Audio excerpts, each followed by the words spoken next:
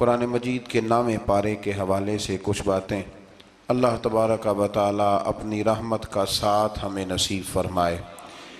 اس پارے کے شروع میں ہی قوم شعیب علیہ السلام کے سرکش سرداروں کی اس دھمکی کا ذکر ہے کہ جب انہوں نے کہا تھا کہ اے شعیب علیہ السلام ہمارے دین کی طرف پلٹ آؤ ورنہ ہم تمہیں اور تمہارے پیروکاروں کو جلا وطن کر دیں گے، اپنی بستی سے نکال دیں گے۔ شعیب علیہ السلام نے اللہ تعالیٰ سے التجا کی کہ اللہ ہمارے اور ہماری قوم کے درمیان حق کے ساتھ فیصلہ کر دے۔ پھر اللہ تبارک و تعالیٰ نے قوم سمود کی طرح عذاب نازل فرمایا اور اسے دنیا سے ہی مٹا دیا، اس قوم کو، جیسے کہ وہاں کچھ تھا ہی نہیں۔ آیت نمبر 94 جو ہے اسی سورہ اعراف کی، اس کے اندر اللہ تبارک و تعالیٰ نے فرمایا کہ نبی کو جھٹلانے کے بعد فوراً اس قوم کو تباہ نہیں کیا گیا، بلکہ پہلے ان کو سختی اور تکلیف پھر انعام اور اکرام سے آزمایا گیا۔ پہلے تکلیفیں دی گئیں شاید سمجھ جائیں، پھر اللہ نے انعام و اکرام بھی دیے کہ شاید آسانی کے بعد ہی سمجھ جائیں، لیکن جب وہ ہر حال میں کفر پر ڈٹے رہے تو پھر اللہ تعالیٰ نے انہیں تباہ کر دیا۔ بہت سارے لوگ ہیں جو سکھوں میں بھی نیک نہیں ہوتے اور دکھوں میں بھی نیک نہیں ہوتے، تو فرمایا یہی ان کا حال ہوا، آسانیاں بھی دی گئیں، تکالیف بھی، پر وہ اپنے کفر پر ڈٹے رہے۔ آیت نمبر 96 میں اللہ تعالیٰ نے ان ساری باتوں کو بیان کرنے کے بعد ارشاد فرمایا وَلَوْ أَنَّ أَهْلَ الْقُرَىٰ آمَنُوا وَاتَّقَوْا، فرمایا اگر بستیوں والے ایمان لے آتے اور تقوی اختیار کرتے پھر پرا انہیں کیا ملتا؟ فرمایا لَفَتَحْنَا عَلَيْهِمْ، پس ہم ان پر کھول دیتے برکاتٍ مِّنَ السَّمَاءِ وَالْأَرْضِ، زمین کی برکتیں بھی ان پر کھول دیتے اور آسمان کی برکتیں بھی کھول دیتے اگر وہ ایمان لاتے اور تقوی اختیار کرتے، لیکن انہوں نے سرکشی کی تو پھر اللہ تبارک و تعالیٰ نے انہیں عذاب دیا۔ اس سے اگلی آیات کے اندر اللہ تبارک و تعالیٰ نے ارشاد فرمایا آیت نمبر 103 سے لے کر 129 تک بالتفصیل اللہ تبارک و تعالیٰ نے اس مضمون کو بیان فرمایا کہ حضرت موسیٰ علیہ السلام کی بعثت اور فرعون اور اس کے پیروکاروں کا ذکر۔ موسیٰ علیہ السلام نے ان کو دعوت حق دی اور کہا کہ میں تمہارے پاس واضح نشانیاں لایا ہوں، بنی اسرائیل کو میرے ساتھ بھیج دو۔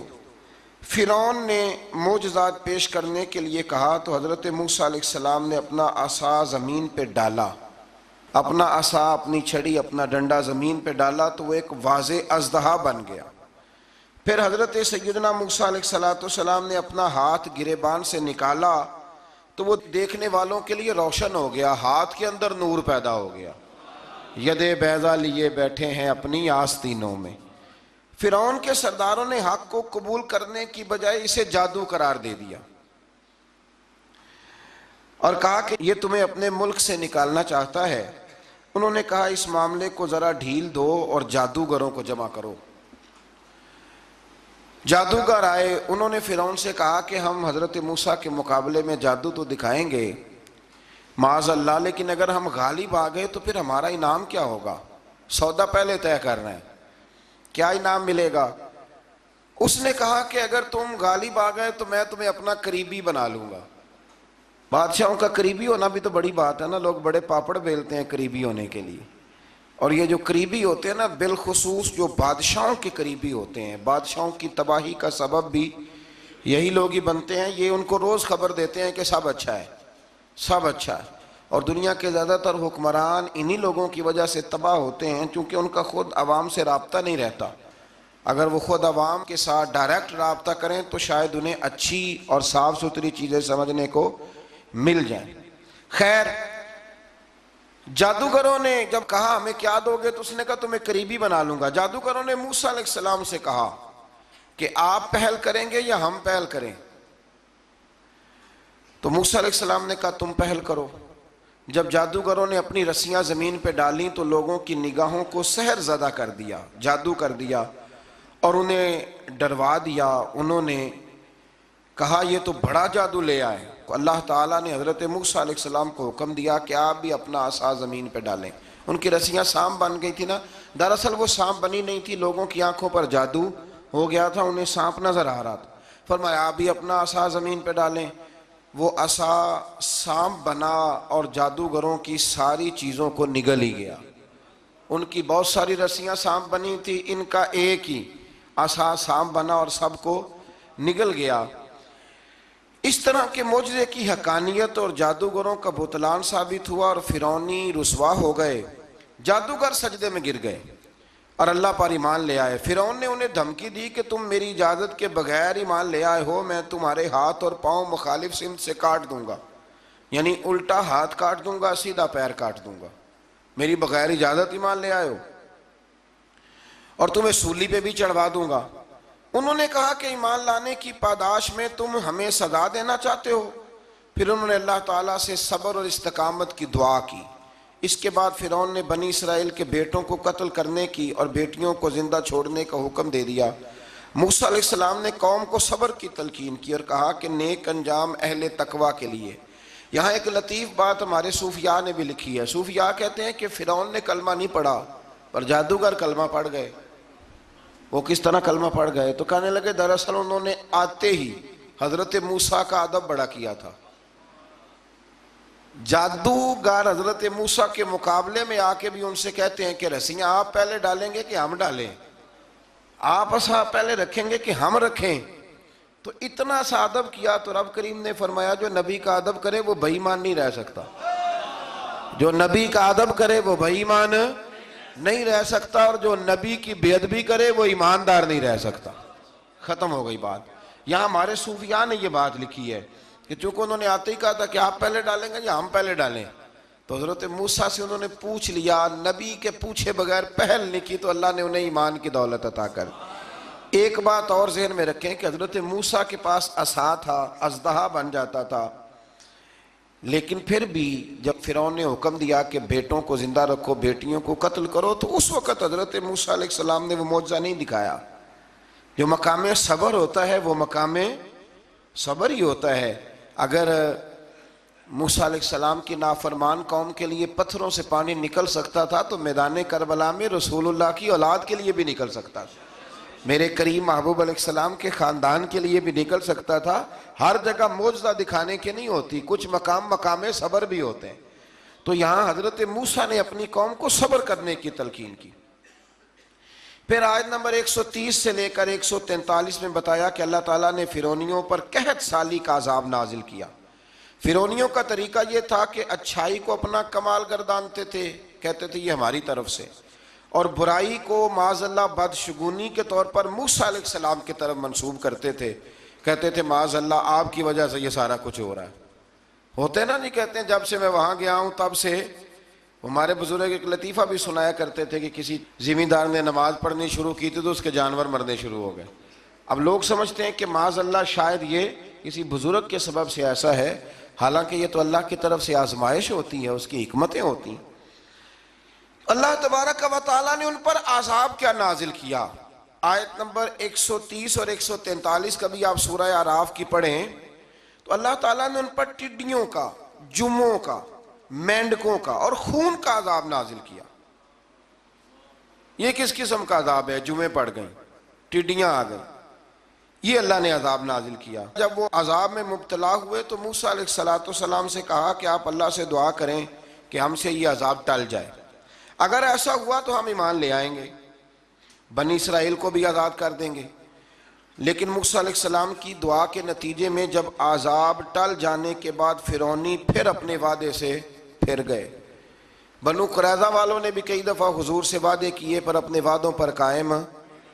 ایک بات آپ سے یہاں روک کے عرض کر دوں، ہم بھی کئی دفعہ کہتے ہیں ذرا بریک کبھی گاڑی کی نہیں نہ لگتی تو ہم ارادہ کرتے ہیں کہ آج سے ہی نماز شروع کر دینی، ذرا طبیعت زیادہ لیل ہوتی ہے تو ارادہ کرتے ہیں نا کہ بھائی آج کے بعد ہم نے نیک، پھر کیا ہوتا ہے شفا ہو گئی تو چھٹی ہو گئی۔ یہ طریقہ درست نہیں، یہ تو کفار کا طریقہ بیان کیا نا قرآن پاک نے۔ یہاں فرمایا جب اللہ تبارک و تعالیٰ نے انہیں نجات دے دی تو اپنے وعدے سے مکر گئے، تو پھر اللہ تبارک و تعالیٰ نے بنی اسرائیل کو سمندر پار کر کے ایسی قوم کے پاس پہنچا دیا جو بتوں کی پرستش کرتی تھی وہ تو بچ گئے، لیکن فرعونی سارے دریا کے اندر غرق ہو گئے۔ حضرت موسیٰ علیہ السلام سے کہنے لگے کہ ہمارے لیے بھی ایک خدا بنا دیجئے۔ حضرت موسیٰ علیہ السلام نے فرمایا بت پرستی کرنے والے جاہل ہیں۔ یہ بت پرست قوم کے پاس جب گئے نا بنی اسرائیل والے، بت پوجتے ہوئے دیکھا تو کہنے لگے ہمارے لیے بھی سامنے بنا کے رکھ دو۔ فرمایا یہ تو جاہل ہیں، تم انہیں دیکھ کے اثر قبول کر رہے ہو، اور اپنی جاہلیت کے باعث یہ ہلاک ہونے والے بھی ہیں۔ پھر اللہ تعالیٰ نے بنی اسرائیل پر اپنی نعمتوں کا ذکر فرمایا، اور موسیٰ علیہ السلام نے اپنی قوم میں ہارون علیہ السلام کو اپنا جانشین فرمایا اور کوہ طور پر تشریف لے گئے۔ اللہ نے فرمایا وہاں آ جائیں، میں آپ کو تورات عطا کرتا ہوں۔ 40 دن کا یہ عرصہ تھا۔ موسیٰ علیہ السلام نے وہاں پہ جا کے، وہ سارا واقعہ بھی انہی آیات میں ہے کہ حضرت موسیٰ نے عرض کیا تھا کہ رب ارنی، یا اللہ میں تجھے دیکھنا چاہتا ہوں، تو فرمایا لن ترانی، تو نہیں دیکھ سکتا۔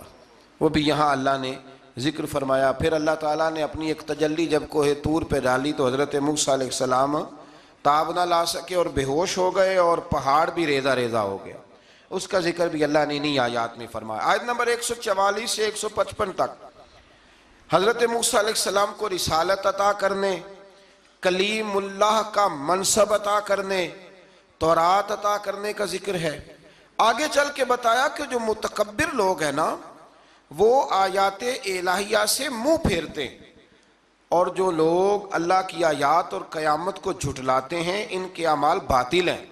پھر موسیٰ علیہ السلام کے کوہ طور پر قیام کے عرصے میں بنی اسرائیل کے زیورات سے بچڑا بنا کر اسے معبود بنانے کا ذکر ہے۔ ان میں ایک جادوگر تھا سامری، سنا ہے سلالہ میں اس کی قبر ہے۔ حضرت موسیٰ کوہ طور پہ چلے گئے تو اس نے پیچھے سے نا سونے کا ایک بچڑا بنا لیا، اس میں سونے کی تاریں اس کے منہ میں لگائیں، ہوا چلتی تھی تو بجتی تھی۔ اتنے کمزور عقیدے کی یہ قوم تھی کہ انہوں نے فٹافٹ ماننا شروع کر لیا، فٹافٹ ماننا، کہنے لگے یہ ٹھیک ہے۔ چنانچہ موسیٰ علیہ السلام جب واپس آئے تو قوم پر غصے اور افسوس کا اظہار فرمایا اور کہا میرے پیچھے تم نے ایسا برا کام کیا۔ انہوں نے تورات کی تختیاں بھی زمین پہ ڈالیں اور اپنے بھائی ہارون علیہ السلام کا سر پکڑ کے اس سے جواب طلبی کی۔ انہوں نے کہا اے میرے ماں جائے، بڑے خوبصورت لفظ ہے قرآن پاک، اے میرے ماں جائے، اے میرے بھائی، قوم نے مجھے بے بس کر دیا اور قریب تھا کہ یہ مجھے قتل بھی کر دیتے۔ اب آپ مجھ پر سختی کر کے دشمنوں کو ہنسنے کا موقع نہ دیں، کبھی بھی دشمنوں کو اپنے اوپر ہنسنے کا موقع نہ دینا چاہیے۔ پھر آیت نمبر 151 میں موسیٰ علیہ السلام کی دعا اور کلمات استغفار کا ذکر ہے۔ آگے چل کے بتایا کہ غصہ ٹھنڈا ہونے پر موسیٰ علیہ السلام نے تورات کی تختیوں کو اٹھایا، جن کی تحریر میں اللہ سے ڈرنے والوں کے لیے ہدایت اور رحمت کی بشارت تھی۔ آیت نمبر 156 سے لے کر 158 تک میں موسیٰ علیہ السلام کی دعا کا ذکر ہے، جس میں انہوں نے اپنی قوم کے لیے اللہ تعالیٰ سے دنیا اور آخرت کی بھلائی مانگی۔ اللہ تعالیٰ نے فرمایا یہ کامل نعمت میں ان لوگوں کو عطا کروں گا جو ایمان کے ساتھ تقوی بھی اختیار کریں گے، یہ انہیں ملے گی نعمت، اور پھر وہ زکوٰۃ دیں گے اور اس عظیم رسول یعنی نبی کریم صلی اللہ تعالی علیہ وآلہ وسلم کی وہ پیروی کریں گے۔ یہ آیت نمبر 158 ہے، یہ سورہ آراف کی۔ چونکہ حضور علیہ السلام کی بڑی عظمتوں کا اللہ کریم نے یہاں ذکر ارشاد فرمایا ہے، اور ایک تفصیل ہے نبی کریم صلی اللہ تعالی علیہ وسلم کی سیرت مبارکہ کی۔ اللہ تبارک و تعالیٰ کبھی توفیق دے، اللہ تعالیٰ کبھی ہمت دے تو ان آیات پر غور کریں تو وہ نعتیں جو قرآن نے بیان کی ہیں حضور کی، وہ بھی بڑی شاندار ہیں۔ قرآن مجید میں اللہ کریم نے فرمایا جو لوگ پیروی کریں گے اس رسول کی جو بغیر پڑھے ہوئے دنیا میں آئے ہیں، دنیا میں آ کے کسی سے پڑھا، بے پڑھے رسول کی جو پیروی کریں گے۔ کون سے رسول؟ الذی یجدونہ مکتوبا عندہم فی التوراۃ والانجیل، فرمایا یہ وہ رسول ہے جن کو لکھا ہوا تورات میں بھی پائیں گے اور انجیل میں بھی پائیں گے ان کی شانیں۔ وہ نبی کیا کریں گے؟ یأمرہم بالمعروف وینہاہم عن المنکر، وہ انہیں نیکی کا حکم کرتا ہے اور برائی سے منع فرماتا ہے۔ ویحل لہم الطیبات، اور نبی پاک ان پر حلال چیزوں کو، پاک چیزوں کو حلال کرتے ہیں اور گندی چیزوں کو ان پر حرام کرتے ہیں۔ حلال حرام کا اختیار اللہ نے رسول پاک کو بھی عطا فرمایا ہے۔ حضور کو بھی اللہ نے اختیار دیا، اسی لیے تو حضور کسی کو کہہ دیتے تھے چل تو نہ 5 نہ پڑھنا تو 2 ہی پڑھ لینا۔ یہ بھی حضور نے فرمایا، ایک بندے نے روزہ توڑ لیا تو فرمایا کھجوریں مجھ سے لے جا اور گھر جا کے کھا لے، روزہ بھی تو نہیں توڑا ہے تحفہ مجھ سے لے جا، گھر جا کے کھا، تیرا کفارہ ادا ہو جائے۔ نبی پاک صلی اللہ علیہ وسلم نے بڑی ساری جگہوں پہ اس اختیار کو، تو قرآن مجید نے کہا وَيُحِلُّ لَهُمُ الطَّيِّبَاتِ، پاک جتنی چیزیں پاک تھیں وہ میرے نبی نے تم پر حلال کر دی، وَيُحَرِّمُ عَلَيْهِمُ الْخَبَائِثِ، اور جو گندی چیزیں تھیں ناپاک تھیں وہ نبی پاک نے تم پر حرام کی ہیں، جو پہلے ہی ٹھیک نہیں تھی وہ حضور نے حرام فرمائی۔ اور پھر بڑے خوبصورت لفظ ہیں، اگر آپ جاگ کے سنیں تو فرمایا وَيَدَعُ عَنْهُمْ، اور وہ ان پر سے اتارتے ہیں، اِسْرَهُمْ وَالْأَغْلَالَ الَّتِي كَانَتْ عَلَيْهِمْ، فرمایا نبی پاک ان سے ان کا بوجھ اتارتے ہیں اور کاٹتے ہیں وہ زنجیریں جن میں یہ لوگ جکڑے ہوئے تھے، غلامی کی زنجیریں، سخت ترین احکام کی زنجیریں۔ فرمایا میرے رسول تو دنیا میں زنجیریں کاٹنے کے لیے آئے، حضور نے لوگوں کی زنجیریں کاٹ دی۔ فرمایا فَالَّذِينَ آمَنُوا بِهِ وَعَزَّرُوهُ وَنَصَرُوهُ، فرمایا جو لوگ اس نبی پر ایمان لائیں گے، ان کی تعظیم کریں گے، ان کے دین کی مدد کریں گے، وَاتَّبَعُوا النُّورَ الَّذِي أُنزِلَ مَعَهُ، اور اس نور کی پیروی کریں گے جو ہم نے نبی پاک کے ساتھ اتارا ہے۔ وہ کیا ہے؟ حضور کے ساتھ کیا اترا ہے؟ قرآن مجید۔ فرمایا جو اس کی پیروی کریں گے اولئک ھم المفلحون، یہی لوگ ہیں کامیاب ہونے والے۔ اور اگلی آیت میں فرمایا محبوب آپ کہہ دیں، آج پھر کھل کے اعلان کر دیں، کیا کہا قل یا ایھا الناس انی رسول اللہ الیکم جمیعا، فرمایا لوگوں کو بتا دیں کہ میں ایک قبیلے کا، ایک گروہ کا، ایک ملک کا نہیں، میں سارے انسانوں کا رسول بن کے آیا ہوں، تمام انسانوں کی طرف۔ اور حضور نے اعلان فرمایا، خود بخاری کا لفظ ہے، فرمایا ارسلت الی الخلق، فرمایا میں صرف انسانوں کا نہیں، جس کو اللہ نے پیدا کیا ہے میں ان سب کا رسول بن کے دنیا میں آیا، سب کا رسول بن کے میں دنیا میں آیا ہوں۔ تو ان آیات کے اندر اللہ تبارک و تعالیٰ نے رسول کریم علیہ السلام کی ان ساری عظمتوں کو بیان فرمایا۔ آیت نمبر 160 میں موسیٰ علیہ السلام کے پتھر پر ضرب لگانے اور ان کے قوم کے 12 قبیلوں کے لیے 12 چشمے جاری ہونے کے معجزے، اور پھر بادل کے سایہ کرنے والا معجزہ، من اور سلوہ کے اترنے کا بیان بھی فرمایا، اور اس کے بعد اس امر کا بیان بھی فرمایا کہ بنی اسرائیل کو حکم ہوا کہ معافی مانگتے ہوئے اور سجدہ کرتے ہوئے بیت المقدس میں داخل ہو جاؤ، مگر انہوں نے اس مسئلے میں بھی تحریف کر دی، اس کو بھی بدل دیا۔ مزید بتایا کہ سمندر کے کنارے جو ایک بستی تھی، انہیں ہفتے کے دن وہاں مچھلیاں پکڑنے سے منع کیا گیا تھا، مگر انہوں نے اللہ کے حکم کی نافرمانی کی، سوائے ایک گروہ کے۔ بنی اسرائیل کی نافرمانیوں کے باعث اللہ نے ان کی صورتوں کو بدل دیا، اللہ نے انہیں۔ ایک شخص نے ایک بزرگ سے پوچھا کہ نبی پاک علیہ السلام کی رحمت سے ہمیں کیا ملا ہے؟ معاذ اللہ، اگر میں ابھی پوچھوں کہ حضور کی رحمت سے کیا ملا ہے، تو بزرگ کہنے لگے کہ اس طرح کر، شام کو گھر جانا اور آئینے کے آگے کھڑے ہونا اور اپنے پچھلی زندگی کے سارے اعمال دیکھنا اور پھر اپنا چہرہ دیکھنا، اگر بدلا نہیں نا تو سمجھ لے میرے رسول کی رحمت سے حصہ ملا ہوا ہے، تجھے میرے کریم محبوب کی رحمت سے حصہ ملا ہوا ہے۔ ورنہ وہ نافرمانی کرتے تھے تو ان کے چہرے بدل جاتے تھے، دروازوں پہ لکھا جاتا تھا۔ سنگیوں بتاؤ نا، اگر آج بھی یہ حال ہو تو کون کسی کو منہ دکھانے کے قابل رہ جائے؟ کون کسی کو منہ دکھانے؟ دعا فرمائیں اللہ محبوب کی غلامی میں ہمیں پختگی نصیب فرمائے۔ پھر اللہ تبارک و تعالیٰ نے آیت نمبر 168 میں اور 167 میں یہود کے برے اعمال کا سبب ان کی جمعیت کے منتشر ہونے اور ان پر جابر لوگوں کے مسلط ہونے کا ذکر فرمایا۔ بعد والی آیات میں ان کے برے جانشینوں کا ذکر کیا جو رشوت لے کر اللہ تعالیٰ کی آیات میں رد و بدل کر دیتے تھے۔ ان سب برائیوں کے باوجود اس مغالطے اور خود فریبی کا شکار تھے کہ وہ بخشے جائیں گے۔ اللہ اکبر۔ اللہ تعالیٰ نے فرمایا کہ آخرت کا گھر صرف متقیوں کے لیے اور اللہ کے فرما بردار بندوں کے لیے۔ آیت نمبر 172 میں اس امر کا بیان ہے کہ اللہ تعالیٰ نے بنی آدم کی ارواح کو ایک جگہ پہ جمع کیا تھا اور جمع کر کے پوچھا الستو بربکم، کیا میں تمہارا رب نہیں؟ تو سب نے بیک زبان کہا قالوا بلا، ہاں مالک تو ہی ہمارا رب ہے۔ وہاں گواہی دی اور یہاں آ کے مکر گئے، وہاں گواہی دی اور یہاں مکر گئے۔ تو ہمارے بزرگوں نے لکھا ہے اس وقت بھی سب سے پہلے جس روح نے گواہی دی وہ میرے اور آپ کے پیارے رسول کی روح ہے مبارک، سب سے پہلے۔ اور حضور نے فرمایا جو روحیں وہاں ایک دوسرے کو جانتی تھی وہ یہاں بھی ایک دوسرے کو۔ داتا گنج بخش علی اجویری رحمت اللہ لکھا ہے کہ حضرت حرم بن حیان کہتے ہیں میرا میں حضرت اویس کرنی سے ملوں، تو کہتے ہیں میں ان کے پیچھے یمن گیا تو وہ یمن سے مکے چلے گئے، میں مکے گیا تو وہ مدینے آ گئے، میں مدینے گیا تو وہ مصر چلے گئے، وہاں سے وہ پھر یمن آ گئے۔ بالآخر میں نے نہر فرات کے کنارے انہیں دیکھ ہی لیا، وضو کر رہے تھے، میں نے ان کو سلام لیا تو میرا ارادہ تھا سلام کے بعد پوچھوں گا کہ آپ ہی اویس کرنی ہے؟ کہتے میں نے السلام علیکم کہا تو وضو سے فارغ ہو کر کہنے لگے وعلیکم السلام یا حرم بن حیان۔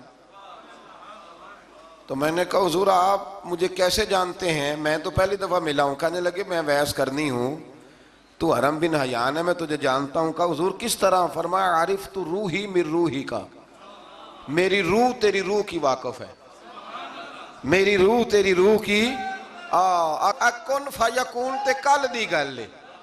وہ درویش نے کہا تھا نا کن فیکون تے کل دی گل لے، اسی اگے پریت رلائی۔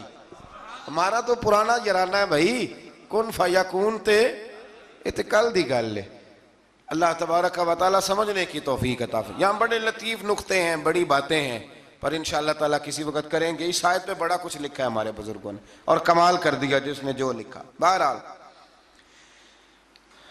پھر آگے چل کے اللہ تعالیٰ نے ارشاد فرمایا آیت نمبر 175 میں بغیر نام لیے ایک شخص کا ذکر فرمایا۔ بعض بزرگوں نے کہا وہ بلم بن بورا ہے، اور بعض نے کہا امیہ بن خلف ہے، اور بعض نے کہا ابو عامر فاسق ہے۔ ان تینوں میں سے ایک برائی ان تینوں میں مشترک تھی، تینوں میں وہ جرم پایا جاتا تھا، وہ یہ تھا کہ ان کے پاس علم بھی تھا، زہد اور ریاضت بھی تھی بلم بن بورا کے پاس، لیکن حضرت موسیٰ کے حسد کی وجہ سے تباہ ہو گیا۔ اسی طرح امیہ اور ابو عامر نبی پاک علیہ السلام کے حسد کی وجہ سے تباہ ہو گئے۔ کچھ لوگ صرف حسد کی وجہ سے ہی، پتہ ہے آپ کو، کچھ لوگ حسد کی وجہ سے تباہ ہو جاتے ہیں۔ ایک بادشاہ بڑا کنجوس تھا، تو اس کے سامنے ایک شخص اکثر آیا کرتا تھا، تو کسی نے اس سے کہا کہ بادشاہ سے انعام وصول کرو۔ اس نے کہا یہ بڑا کنجوس ہے، پر چلو اللہ نے مجھے بھی بڑا ذہن دیا، انعام لے ہی لیتے ہیں۔ تو کہنے لگا بادشاہ کا بھی انعام ہی دے دیا کر۔ بادشاہ کہنے لگا پہلے میرے سوال کا جواب دے پھر انعام دوں گا۔ اس نے سوال ہی ایسا سخت پوچھنا تھا کہ انعام بنے ہی نہ۔ حضرت رومی نے لکھا ہے کہ بادشاہ سلامت پوچھو سوال۔ تو بادشاہ کہنے لگا یہ میرے ہاتھ کی ہتھیلیاں، ان میں بال کیوں نہیں؟ پشت پہ ہے تو ہتھیلی پہ کیوں نہیں؟ اس نے بھی پھر کمال ہی جواب دیا، کہنے لگا آپ سخی بڑے ہیں، وہ دے دے کے نا بال سارے گھس گئے ہیں، وہ دے دے کے گھس گئے ہیں۔ بادشاہ کو بڑا ہی غصہ آیا، پتا تو اسے تھا نا میں کنجوس ہوں، بڑا غصہ آیا کہ تو سخی بڑا ہے تو دے دے کے تیرے ہاتھوں کے بال۔ غصے سے کے ساتھ کہنے لگا تو تیرے ہاتھوں میں کیوں نہیں بال؟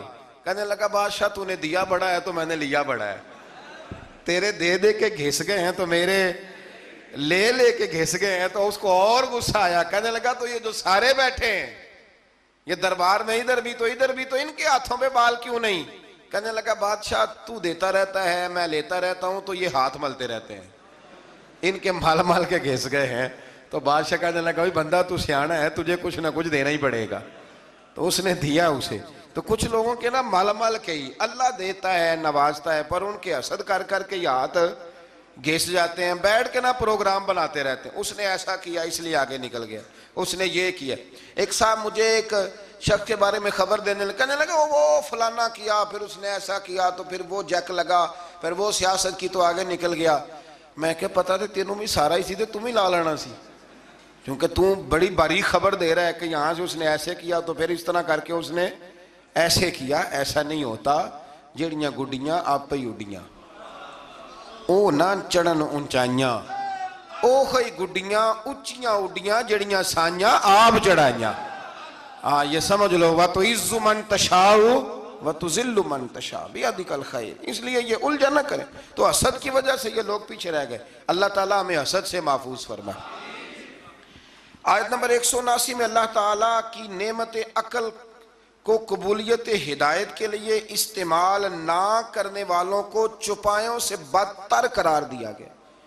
جو عقل اور شعور رکھنے کے باوجود استعمال نہیں کرتے، فرمایا جانوروں سے برے ہیں، ان کے دل ہیں مگر وہ حق کے دلائل کو سمجھتے نہیں۔ رب فرماتا ہے ان کے پاس آنکھیں ہیں پر آیات الہی کو دیکھتے نہیں، ان کے پاس کان ہیں پر دعوت حق کو سنتے۔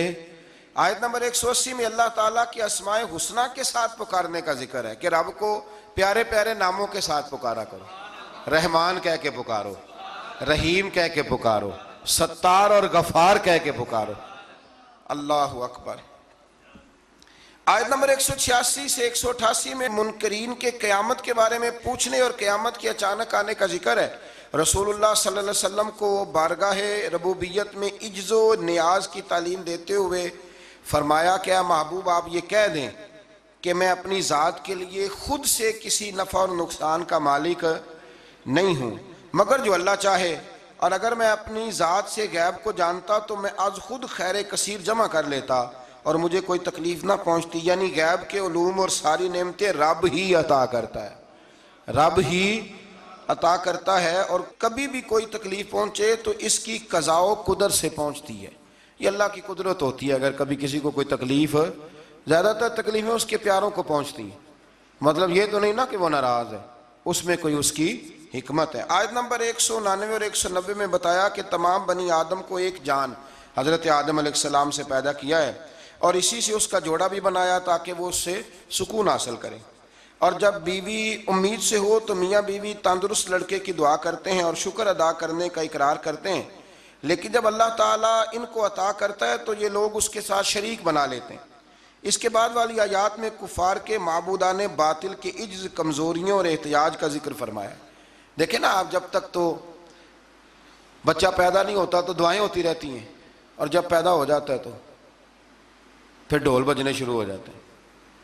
کئی دفعہ دل کرتا ہے پوچھنے کو کہ یار یہ تمہیں اللہ تعالیٰ نے دیا ہے نا، تو چاہیے تو یہ تھا کہ بچہ پیدا ہوتے ہی سجدے میں گر جاتے۔ اگرچہ یہ طریقہ کفار کا بیان کیا یہاں، لیکن مسلمانوں کی تعلیم کے لیے بیان ہو رہا ہے۔ اکثر بھائی میں نے 6 من مٹھائی بانٹ ڈالی، اتنا میں نے کیا، تو بھائی نفل کتنے پڑے، اس پر کوئی توجہ نہیں ہے۔ اسی طرح کا ہمارا معاملہ یہ ہے کہ جب تک تو کوئی بندہ بیمار رہتا ہے تو دعائیں چلتی رہتی ہیں، اور تندرست ہو کے آ جائے تو اب وہ بھول جاتا ہے۔ اللہ تبارک و تعالی ہمیں ہر حال میں اپنی یاد کی توفیق عطا فرمائے۔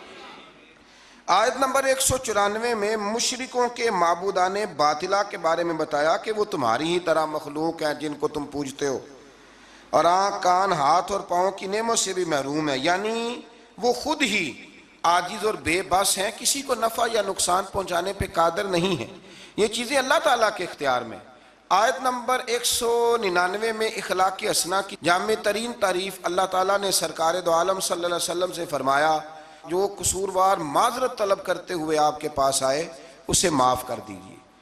محبوب جو معافی مانگے اسے معاف کر دیجئے، اچھی باتوں اور نیک کاموں کا حکم دیجئے، اور ناسمجھ لوگوں سے الجھنے کی بجائے رخ انور پھیر لیجئے، اور اگر شیطان وسوسہ اندوزی کرے تو اعوذ باللہ پڑھیے، اللہ کے ذکر سے شیطان کے شر سے پناہ حاصل ہو جائے گی۔ یعنی جھگڑا نہیں کرنا، اعوذ باللہ پڑھ لینی، خود بخود شیطان بھاگ جائے گا۔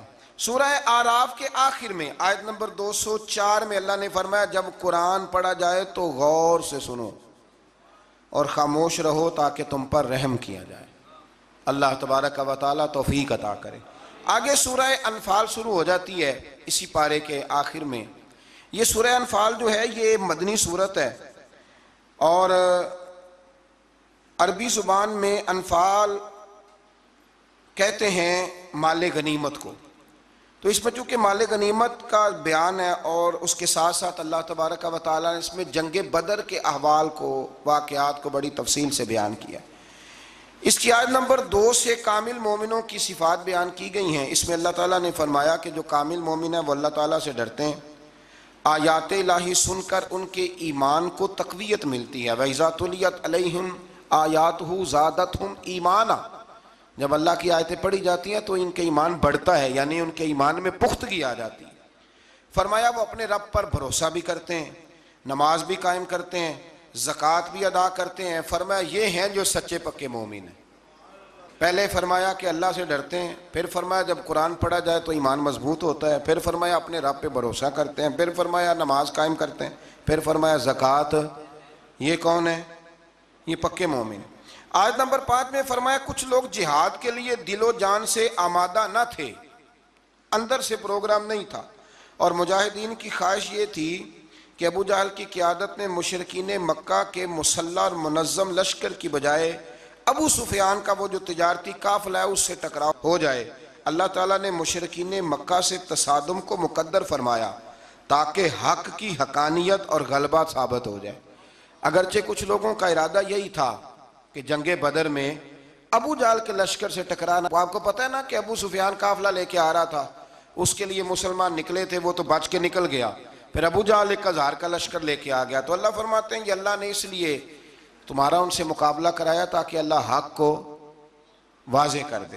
آیت نمبر 9 سے لے کر 24 تک بتایا گیا ہے کہ اللہ تعالیٰ نے بدر میں مجاہدین کے اطمینان قلب کے لیے اور فتح کی بشارت کے طور پر فرشتے نصرت کے لیے بھیجے۔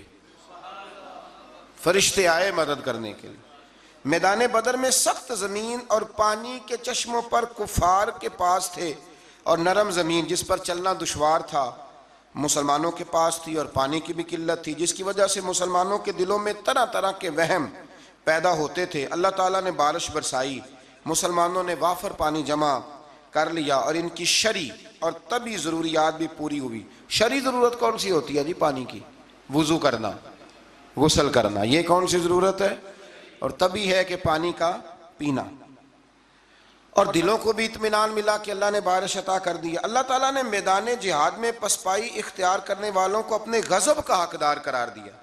میدان بدر میں رسول اللہ صلی اللہ علیہ وسلم نے مٹھی میں ریت لے کر کافروں کی جانب پھینکی، یہ مٹھی میں پکڑ کے حضور نے پھینکی تو فرمایا یہ لوگ رسوا ہو جائیں، یہ ریت ان کی آنکھوں میں جا پڑی۔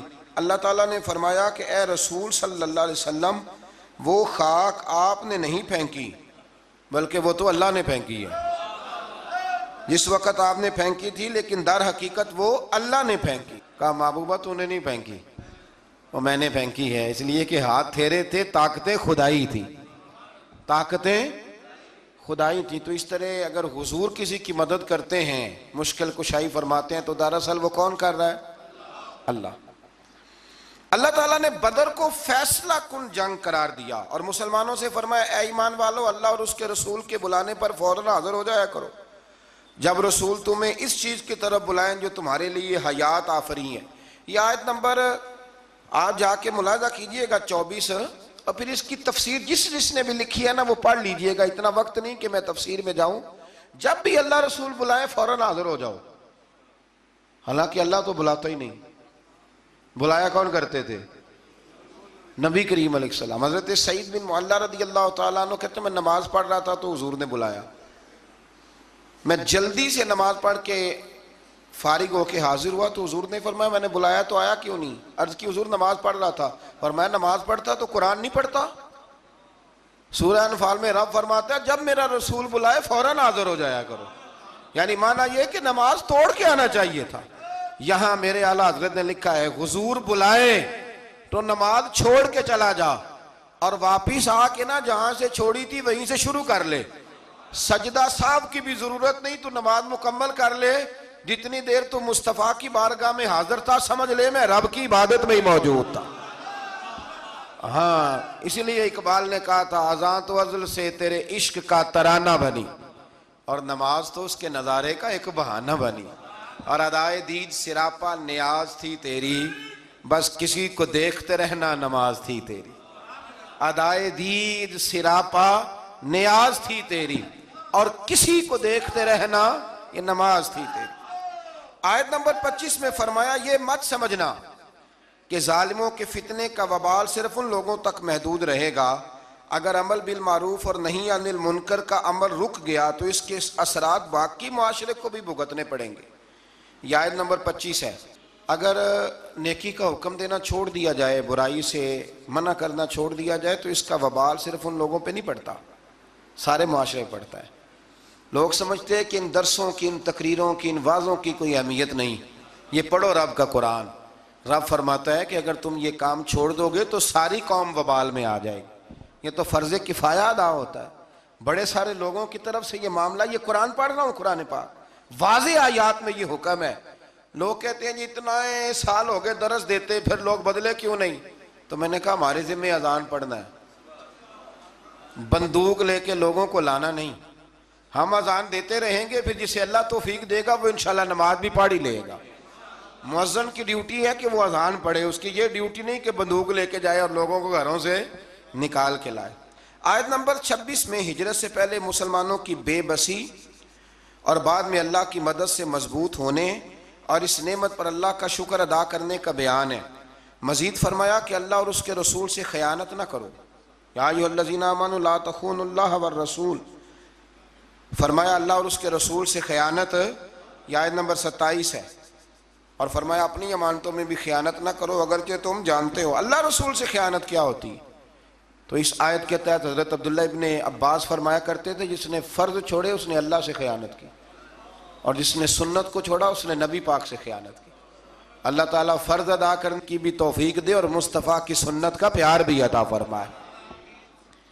آیت نمبر 30 میں ہجرت کے موقع پر مشرکین مکہ نے اپنی پارلیمنٹ میں، دار الندوہ جو ان کی پارلیمنٹ تھی جس میں وہ بیٹھتے تھے، رسول اللہ صلی اللہ علیہ وسلم کے بارے میں وہاں بیٹھ کے جو مشاورت کی تھی اس کے احوال اللہ نے بیان کرتے ہوئے فرمایا اس وقت کو یاد کرو جب کافر آپ کے خلاف سازشیں کر رہے تھے تاکہ آپ کو قید کریں یا معاذ اللہ ثم معاذ اللہ قتل کریں یا جلا وطن کریں۔ کیا خوبصورت انداز ہے۔ رب فرماتا ہے وہ اپنی سازشوں میں لگے ہوئے تھے اور اللہ تعالیٰ اپنی خفیہ تدبیر فرما رہا تھا، اور اللہ بہترین تدبیر کرنے والا ہے۔ کہتے ہیں جی وہ میرے خلاف سازشیں کر رہے ہیں، میں نے کہا چھوڑ، تو رب کی مدد حاصل کر، اللہ بہترین تدبیر کرنے والا ہے۔ آیت نمبر 32 سے 35 میں فرمایا کفار مکہ اپنی سرکشی کی وجہ سے اس طرح کے مطالبات کرتے تھے کہ اگر آپ کے پاس یہ قرآن حق ہے تو اللہ سے دعا کیجئے کہ ہم پر آسمان سے پتھر برسائے یا ہمیں دردناک عذاب دے۔ یہ وہ کہا کرتے تھے، مگر اللہ نے فرمایا کیا محبوب جب تک آپ ان میں موجود ہیں اللہ انہیں عذاب نہیں دے گا۔ حد ہو گئی، جب تک آپ موجود ہیں اللہ عذاب۔ اور ایک جملہ اور سن لیں، میرا تو ایمان ہے کہ جب تک گنبد خضرا موجود ہے، جب تک گنبد خضرا موجود، اس دھرتی پہ عذاب۔ یہ دنیا ایک سمندر ہے مگر ساحل مدینہ ہے، یہ دنیا جل کے بجھ جاتی مگر حائل مدینہ ہے، یہ دنیا جل کے بجھ جاتی مگر یہ زمین پہ مدینہ ہے۔ اسی لیے تو ہر جگہ سبزہ اگتا ہے، ورنہ جو ہم کام کرتے ہیں وہ تو جل کے مرنے والے ہیں۔ تو فرمایا محبوب جب تک آپ موجود ہیں اللہ عذاب۔ او سجنوں ادھر آنکھیں کھول کے سننا، اگر حضور موجود ہوں، اگر حضور موجود ہوں تو رب کافر کو عذاب نہیں دیتا تو محمد عربی کے غلاموں کو کیوں عذاب دے گا؟ جب ان کے دشمنوں کو عذاب نہیں دیتا ان کے ہوتے ہوئے۔ اسی لیے حضرت انس بن مالک نے پوچھ لیا تھا یا رسول اللہ قیامت والے دن کہاں تلاش کروں؟ موٹی بات ہی کر دی، ترمذی میں موجود ہے۔ حضور نے نہیں فرمایا کہ چل نماز روزہ سیدھا کر، مجھے ڈھونڈ کے کیا کرے گا؟ حضور کہاں تلاش کروں؟ فرمایا حوض کوثر پہ آ جانا، امتیوں کو میں جام پلا رہا ہوں گا۔ حضور وہاں ملاقات نہ ہوئی، فرمایا میزان عمل پہ آ جانا، اعمال تول رہے ہوں گے میں دعائیں کر رہا ہوں گا۔ حضور وہاں ملاقات نہ ہوئی، فرمایا پل صراط پہ آ جانا، امت گزر رہی ہوگی میں دعائیں کر رہا ہوں گا۔ اور بریلی کے امام کہنے لگے پھر ہمیں کیا پریشانی ہے پل سے گزرنے کی؟ فرمانے لگے رضا اب پل سے وجد کرتے گزریے کہ ہے رب سلم صدائے محمد، کیونکہ خدا کی رضا چاہتے ہیں دو عالم، خدا چاہتا ہے رضائے محمد صلی اللہ علیہ وسلم۔ پھر اللہ تبارک و تعالیٰ نے فرمایا اور جب تک وہ استغفار کر رہے ہیں تو بھی اللہ تعالیٰ ان کو عذاب نہیں دے گا۔ پھر فرمایا بیت اللہ کے پاس مشرکوں کی نماز آخر ہے کیا؟ سیٹیاں اور تالیاں بجانے کی صورت میں تھی۔ اور آگے چل کے مقصد جہاد بیان فرمایا اور ان سے جنگ کرتے رہو حتیٰ کہ کفر کا غلبہ نہ رہے اور پورا دین اللہ کے لیے ہو جائے۔ اور فرمایا اللہ کے رستے سے روکنے کے لیے خرچ کرنے والوں کا ہاتھ، جو لوگوں کو روکتے ہیں اللہ کے رستے میں خرچ کرنے سے، فرمایا ان کے ہاتھ حسرت کے سوا، پچھتاوے کے سوا کوئی اور چیز نہیں ہے، خود خرچ کرتے نہیں اور لوگوں کو بھی روکتے ہیں۔ اور فرمایا جہاد کرتے رہو جب تک کہ اللہ کا دین غالب نہ آ جائے۔ لفظ جہاد سے بڑی دقت ہوتی ہے کچھ لوگوں کو، اور ہمارے حکمرانوں نے تو قسم اٹھا لیا کہ یہ لفظ اپنی زبان سے ادا نہیں کرنا، حالانکہ قرآن کی 20 آیات ہیں جن میں جہاد کا حکم دیا گیا۔ جہاد کا معنی کیا ہے کہ دنیا سے ظلم کو، جبر کو، کفر کو ختم کیا جائے اور رسول کریم کے امن والا جھنڈا پوری دنیا پہ لہرا دیا جائے۔ اللہ کریم ہمیں اس کی توفیق عطا فرمائے۔ آخر دعوانا الحمدللہ۔